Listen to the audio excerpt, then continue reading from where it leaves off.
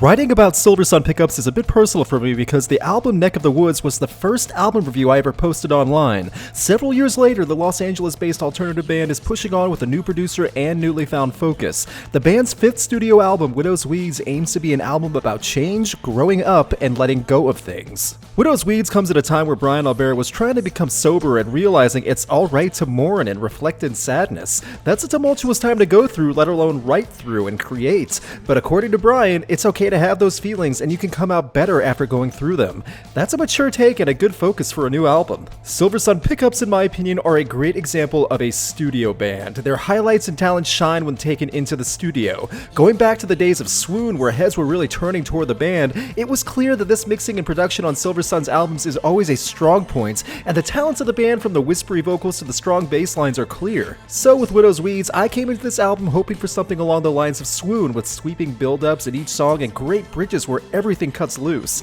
Those moments have been decreasing over the years through past Silversun albums like in the band's previous release, Better Nature. The music quality isn't bad, but it doesn't excel as much as it did 10 years ago. Opening up Widow's Weeds are two strong tracks in Neon Wound and It Doesn't Matter Why. This is the exact style that fans of Silversun Pickups recognize at once. The instrument work comes in vivid and it sets a strong mood. It's that lush melody with a low bass line and high guitar chords that set a great dynamic, along with good lyric hooks.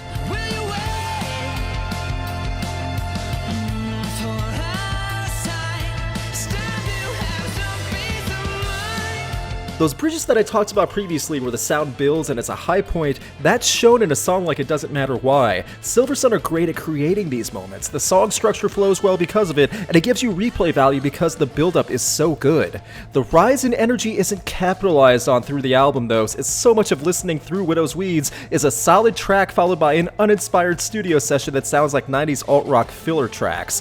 When you hear a song like It Doesn't Matter Why, it builds you up a little, but then when you hear Freakazoid and Strongman, you get little to nothing out of listening. It's an alternating track-by-track listening experience at times because Don't Know Yet and Bag of Bones have strong instrument work, but still don't have as much of an impact as the opening two songs. You want to be invested, but there just is not a lot to latch onto. There are added string sections which are a nice touch here and there, and the energy picks up a little bit after halfway through the album when the title track hits. This is not an album completely devoid of interest or memorable moments. Songbirds is another standout because the energy and speed is raised. Silversun Pickups need to do this more often.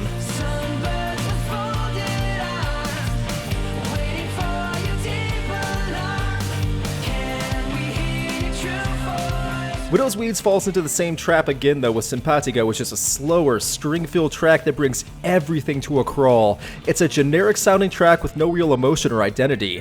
We Are Chameleons closes out the 10-track album with a bit more energy, which is good, but after the entire playthrough, you are left trying to remember over half of what you listened to. Silversun Pickups have highlights and moments that stand out, but these moments in Widow's Weeds are buried in endless strum-alongs where nothing happens. The music is technically sound, to be fair, and this isn't a case of poor craftsmanship, but even calling the weaker moments plain vanilla would be a disservice to vanilla ice cream.